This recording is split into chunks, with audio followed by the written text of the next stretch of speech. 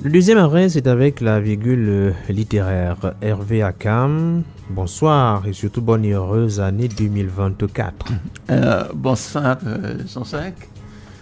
Bonsoir à tous nos auditeurs qui nous ont écoutés avec beaucoup d'attention en 2023. Je leur souhaite une très bonne année parce que cette année, on va avoir comme on dit en français, de quoi manger et boire. C'est-à-dire des textes assez alléchants. Parce qu'on vit un peu le temps des basculements. Oui. Et c'était bien, effectivement, qu'on prenne un peu le chemin aussi, racontant un peu comme si c'était devenu un récit normal, ou aussi en anticipant ce qui va devenir dans les années qui suivent, surtout dans 2024. Là. Alors donc, je voudrais souhaiter une très bonne écoute à tous ces gens, aux auditeurs qui vont nous suivre pendant toute l'année 2024. Et effectivement, on espère qu'ils vont nous accompagner tout au long de cette année nouvelle qui démarre. Et le tout premier voyage que vous nous proposez ce mercredi, c'est avec Frédéric Lenoir. L'Odyssée du Sacré, c'est le titre, le sous-titre, la grande histoire des croyances et des spiritualités des origines à nos jours. Première question, est-ce l'actualité du moment qui justifie le choix de ce tout premier livre en posture de virgule littéraire? Ah bon, enfin, c'est exprès que j'ai demandé ce livre. Parce que tout à l'heure je le disais, c'est un ami qui a suivi un peu l'interview dans une radio étrangère et qui m'a dit, mais toi qui t'intéresses beaucoup à l'actualité de la mort et de la vie et des croyances aussi, pourquoi ne pas commenter pour les auditeurs un peu ce livre? Alors donc effectivement le lendemain j'ai commenté ce livre là depuis Paris. Il est arrivé 4 jours après. Alors il faut le dire un peu, ça rentre un peu dans l'actualité d'aujourd'hui, en termes de, vous savez, aujourd'hui on se rend compte qu'on a des problèmes de croyances et de religiosité en Afrique. Souvent, quand on parle un peu, Kata Diop avait initié un peu cette problématique un peu des religiosités dans ses livres. Enfin, il parlait de culture. Parce qu'il faut voir que quand vous avez perdu un peu, quand on vous enterre par exemple, enfin quand on enterre quelqu'un, tout ce qui a comme chair disparaît. Alors maintenant, qu'est-ce qui reste un peu? C'est la culture un peu de la mort. C'est-à-dire, une fois le corps parti, il vous reste quelque chose, c'est l'âme, c'est cette culture qu'il faut développer, parce que vous savez bien que il y a des grands sociologues, il y a Max Weber qui disait à l'époque c'est par le protestantisme que le capitalisme s'est développé. Le protestantisme est une religion. En termes de, religio en latin, c'est la religion, religare, c'est-à-dire observer, scruter, reléguer, c'est-à-dire lier des gens qui se voient jamais. Et je crois que c'était ça un peu. C'est pour cette raison que il fallait un peu fallait choisir ce type de littérature. D'autant plus qu'on avait l'événement un peu de cette bénédiction un peu miracle, enfin bizarre, un peu des homosexuels décidés par le pape.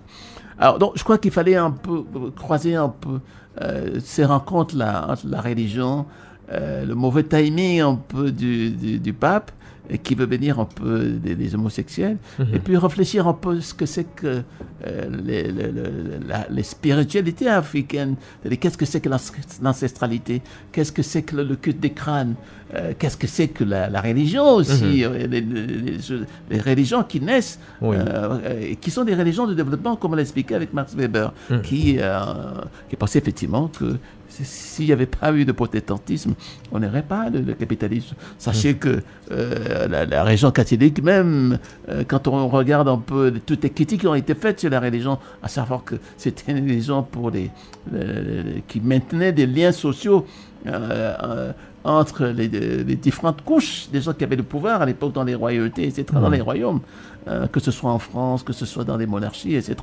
Et les critiques étaient faites un peu sur le célibat, etc., parce qu'il y a eu beaucoup de Des débats autour. Oui, des débats autour du célibat. Il y a eu aussi des problèmes aussi de foi.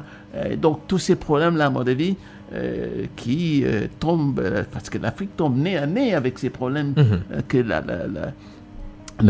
auquel l'Europe a été confrontée. Raison pour laquelle notre démarche aujourd'hui en Afrique, c'est quoi? C'est de regarder un peu les ruptures en Europe pour expliquer le présent africain. Et ce présent, il faut qu'il débouche sur quelque chose.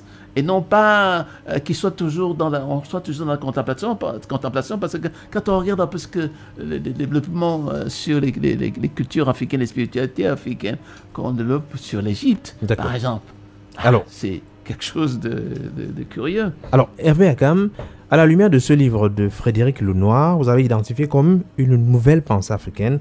La question est celle de savoir, est-ce que c'est la réponse à ce que vous avez défini comme la déchristianisation de l'Afrique, surtout au regard des dernières déclarations que vous venez d'évoquer, celles du pape? Alors, je crois qu'il faut... Moi, j'ai pris un peu ces déclarations comme une sorte d'accélérateur de l'histoire. Il y a Omotunde qui nous disait que 2024, ce sera l'année du Verseau, des bouleversements. Je ne sais pas quelle intuition il a eue. Et elle se confirme un peu petit à petit, parce qu'on voit un peu ces basculements qui s'annoncent là, avec cette déclaration du pape. Et ça tombe très bien parce que je sens un renouveau un peu des spiritualités africaines. Quand on regarde par exemple à l'Ouest, avec ces problèmes de culte de crâne, quand ça se passe comment, quand on regarde un peu dans la tradition, parce qu'en réalité, on n'invente pas ces choses-là. Elles sont ancrées dans notre histoire, dans nos conditions historiques. Donc ça veut dire que c'est des choses effectivement que les gens reprennent parce que les parents pratiquaient ce genre de culte. Parce que vous savez, en Afrique, on dit toujours que ce n'est pas la parole qui précède un peu tout ce qu'on voit aujourd'hui, c'est la pensée. Oui. Les Africains, c'est ça. Au début, il n'y avait pas la parole. Au début, il y avait la pensée. Ça, c'est un paradigme africain purement. Ça veut dire que c'est à partir de la pensée qu'on a commencé à donner des mots, des noms aux choses. Et ça s'est passé comme ça. Or, la religion nous a toujours expliqué que ce n'était pas la parole, effectivement, que le verbe que tout a commencé. Est-ce à dire finalement que la religion aura joué un rôle trouble et qu'il faut aujourd'hui repenser notamment la fonction de la religion au sein de la société? Bien entendu, il faut repenser la fonction du religieux, parce que le religieux détermine un peu la nature de politique, et détermine aussi les rapports historiques que les gens ont eus depuis des temps immémoriaux. Pourquoi je dis? Parce que l'évolution des modes de vie, l'évolution des croyances, dépend des modes de vie. Parce que quand on regarde un peu l'Afrique, autant des chasseurs-cueilleurs, c'est-à-dire des premières mobilités en Afrique, c'est-à-dire des gens qui partaient pour la survie. Parce qu'en réalité, quand les gens se déplacent, à l'époque, les chasseurs-cueilleurs se déplaçaient pour la survie. Parce qu'il y avait des catastrophes dans le coin, parce qu'il y avait des maladies, etc. Ils étaient obligés de suivre le gibier ailleurs, qu'on ne trouvait plus là où ils étaient. Alors, ces mobilités apportaient des nouvelles croyances aussi. Parce que quand vous vous déplacez, vous n'apportez, ça veut dire que vous apportez les croyances de là où vous étiez. Et les croyances de là où ces gens-là étaient, en Afrique à l'époque, c'était une sorte d'égalité avec la nature. C'est-à-dire que l'homme pensait qu'il était égal à la nature. C'est-à-dire qu'il ne devait pas faire du mal à la nature. Donc, raison pour laquelle, on a vu, les gens ne pouvaient pas, par exemple, développer des sépultures. C'est quand quelqu'un mourait, on le laissait. Ça correspondait à ce qu'on appelle la chaîne humaine. Vous avez des animaux qui venaient aussi manger. C'est pourquoi, dans notre tradition, on dit souvent que chez nous, le principe du prenant-prenant, c'est ça qui existait en Afrique. Le principe du prenant-prenant, c'est quoi? Ça veut dire que quand vous rendez quelque chose, vous prenez quelque chose dans la nature, vous devez lui rendre aussi. Oui. C'est un système d'égalité qui se joue. C'est-à-dire parce que les gens avaient peur aussi quand ils étaient dans la brousse d'être dévorés par un gorille, par un lion, etc. Donc il fallait lui laisser à ces lions, à ces proies là, à ces gibiers, à ces prédateurs là, quelque chose à manger. Sinon, ils vous dévoraient vous-même. Donc c'était des donnants-donnants. Or, dans la religion chrétienne, c'est plutôt le contraire. C'est des donnants-donnants. Ça veut dire quoi? Ça veut dire que vous offrez avant de recevoir. Oui. Et ça, la différence entre nos traditions et la religion chrétienne. Donc, c'est pourquoi il faut... je vois aujourd'hui comment l'Afrique retourne un peu ce qu'on appelle un peu le culte des crânes. Parce que le culte des crânes, c'est quoi? C'est quand vous avez un défunt, vous exhumez le crâne et vous le purifiez par des prières. Par des prières. Et là, à partir du moment où vous purifiez le crâne par les prières, le crâne a un statut, et ce statut d'ancêtre. Oui. Il n'a plus le statut de quelqu'un de profane, c'est devenu un statut d'ancêtre. Et à partir de là, on peut maintenant commencer à faire des prières pour ces ancêtres, effectivement, qui entrent en relation avec le monde invisible. Parce que le monde invisible existe dans notre tradition. C'est-à-dire finalement qu'il faut retourner aujourd'hui vers les fondamentaux, les interactions avec les forces invisibles, les forêts sacrées, les cultes du crâne, tel que cela se pratiquait avant. Bien entendu, puisque quand on regarde un peu nos forêts sacrées, c'est ce qu'on appelle les composantes rituelles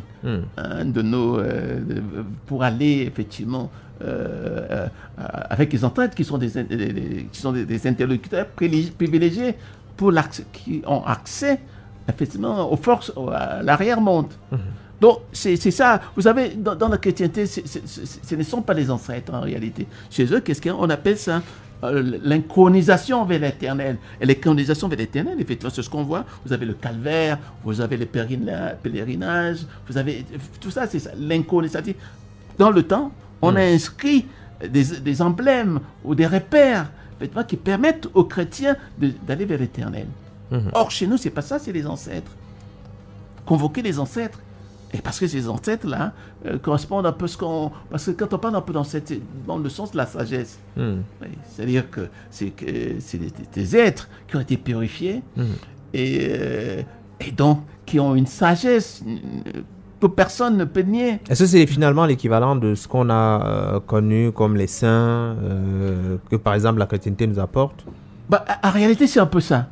Quand on regarde très bien les choses, parce que le problème de sainteté, parce que, vous savez, dans l'éthique protestante, dans l'éthique catholique, etc., les gens ont créé un peu des saints parce qu'on pensait que comme il y avait le diable à côté, il fallait qu'il y ait des saints. Et que ces saints-là, effectivement, viendraient sauver un peu ces gens, effectivement, qu'on a oubliés dans l'histoire. Parce que souvent, vous savez, c'est ce que font les papes aujourd'hui. Quand on a oublié de sanctifier quelqu'un, de mettre un peu d'onction sur son passage sur terre. Alors, on revient les saints maintenant, on lui attribue un peu cet été-là. Et c'était un processus un peu souvent très long, très difficile. Je connais un ami là qui faisait partie un peu de ce groupe-là, enfin de cette diplomatie des saints qui redonne de la vie effectivement à ceux qu'on n'a pas honorés pendant leur vie. Et donc c'est à peu près la même chose. Donc on revoit un peu, surtout que chez nous, dans nos traditions, l'ancestralité, c'était la sagesse. C'était aussi pour vous donner une sorte d'équilibre. Parce qu'à partir du moment où on n'est plus chasseur-cueilleur, c'est-à-dire qu'on commence à développer, on rentre un peu dans la ruralité, c'est-à-dire à partir du néolithique, c'est au moment où on domine un peu la nature. Effectivement, les rapports changent.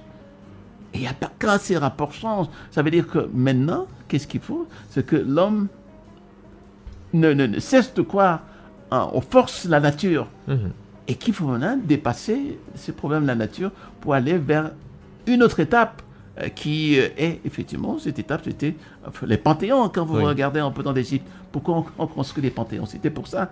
C'était pour dire, bon voilà, nous on a complètement maîtrisé la technologie, on a maîtrisé la nature, on peut aller chasser sans avoir peur du lion qui pourrait nous manger un jour, etc. Alors, qu'est-ce qu'il développait? Il développait des panthéons, des statues à qui on allait offrir des offrandes, faire des sacrifices, parce que sacrifice, quand on regarde en latin, c'est faire du sacré. Et là, on rentre effectivement dans le sacré. Donc, tout devient sacré dans nos religions parce que effectivement, les gens ont besoin des divinités. Et c'est pas la divinité un peu chrétienne qui se définit par le divin qui crée tout. Le divin qui crée tout. Or, dans nos relations avec le divin, ça veut dire que l'homme est le maître du monde. Maître du monde, en ce sens que c'est lui, par son travail, par son activité, c'est lui qui développe un peu tout. Et s'il veut maintenant passer par avoir accès au monde invisible, il peut passer par l'ancestralité. Donc c'est cette ancestralité qui, à mon avis, est très importante pour l'Afrique aujourd'hui. Parce qu'on voit que nous, on honore beaucoup nos parents quand ils s'en vont, toute la fête qu'il y a autour. Oui. Effectivement, c'est pour leur rendre cet hommage dans le sens du prenant. C'est-à-dire qu'on lui a appris quelque chose, maintenant, on le lui rend. Alors, est-ce qu'il est facile d'effectuer ce retour? C'est vrai que c'est très difficile, honnêtement, parce que vous savez, quand on regarde la manière dont l'Église s'est installée, dans le sens où ils ont marqué des passages par des constructions, par des panthéons aujourd'hui. Hein, quand on va à Rome, toutes ces tombes-là, etc. Bon, mais cette église, puisque je vois depuis quelque temps, là, les gens développent des forêts sacrées. Les forêts sacrées, les gens peuvent y aller, méditer un peu sur... Parce que l'église, c'est ça, le changement de l'être, en pensant qu'on peut aussi changer les autres. Parce qu'il y a une dimension sociale aussi dans ces problèmes d'église, là. Hein. Alors, donc, nous aussi, on peut emprunter à ces églises, effectivement, cette dimension sociale, effectivement, qui manque un peu dans notre parcours ancestral, dans nos parcours vers la quête de Dieu. Or, par exemple, quand on exhume un peu les têtes, effectivement, pour l'Africain, c'est le siège de l'esprit réside un peu dans cette tête. Ouais. Et cet esprit qu'il faut sortir, parce qu'on appelle un peu la phénoménologie de l'esprit, c'est-à-dire la quête du souvenir par l'esprit, c'est-à-dire il faut faire un effort, parce que, vous savez, il nous arrive souvent, quand on discute, on peut avoir oublié les discussions qu'on a eues il y a 2 heures. Or, qu'est-ce qui peut ne pas nous faire oublier ces discussions-là? C'est l'esprit. Et là, on a besoin de cet esprit, mais plus l'âme. Parce que souvent, c'est pourquoi on n'est pas, je ne suis pas souvent d'accord avec les égyptologues là, qui momifiaient les corps comme une sorte d'idolâtrie, etc. Non, il ne s'agit pas de ça. Je crois que l'âme, c'est quelque chose qui s'échappe du corps, qui s'en va. Vous savez, au 19e siècle, avec les Lumières, les gens étaient un peu ne comprenaient pas très bien ce que c'est que l'âme. Au point où on disait que l'âme était sorcière parce que l'âme pouvait s'envoler et faire revenir des revenants. Oui. Alors, qu'est-ce qu'on faisait? On créait une sorte de tombeau au cercueil et on clouait le corps pour que l'âme ne s'échappe pas. Or, ce n'est pas effectivement le problème de l'âme qui se posait, c'est le problème de l'esprit. Et les Africains ont besoin de se réapproprier un peu l'esprit, un peu des morts. Oui. Parce que c'est cet esprit, effectivement, qui a contribué à construire des pyramides, des aqueducs, etc. C'est cet esprit dont il est question. Est-ce un mélange entre ce qui se faisait et aujourd'hui le religieux, les églises? Est-ce que c'est possible de faire un savant mélange pour pouvoir avancer? Bon, moi je suis toujours pour les emprunts. Je ne dirais pas des mélanges quand même, je suis pour les emprunts. Parce que chaque fois qu'un mode de vie change, les croyances doivent changer. Et ça, on l'a vu pendant tout le siècle. On est parti de l'égalité entre l'homme et la nature.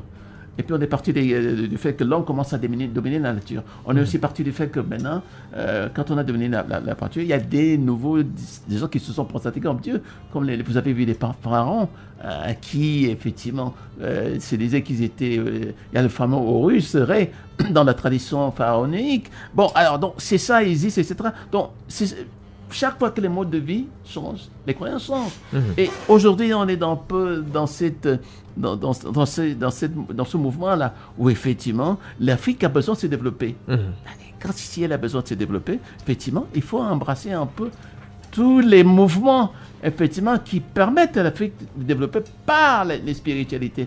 Et ces spiritualités, à mon avis, il faut maintenant les réexaminer à travers ces ruptures-là. Qu'est-ce qui a profité à l'Occident quand il a fallu effectivement se développer, et qu'est-ce qui les a fait tomber quand effectivement ils sont tombés? On connaît un peu Rome, comment Rome est tombé avec tout ce qui s'est passé là en termes de transgression un peu des valeurs, l'homosexualité, les guerres, etc. Donc je crois qu'on est là aujourd'hui où il faut maintenant repenser l'Afrique en termes de spiritualité. Merci Hervé Akam. Prochain rendez-vous à la fin du mois. Oui, je crois qu'on va parler maintenant de la Chine. Vous savez, la Chine connaît les mêmes problèmes que nous, la corruption. Même si on parle un peu des développements de la Chine, mais il faut déceler aussi des éléments, effectivement, qui mettent la Chine un peu en porte-à-faux par rapport au modèle qu'ils présentent. Donc, problème de corruption, problème des dettes aussi, la dette de la Chine, problème, il y a tellement enfin, je dirais même pas la dictature, souvent des problèmes de mauvais fonctionnement de la démocratie en Chine. D'accord, merci Hervé Akam.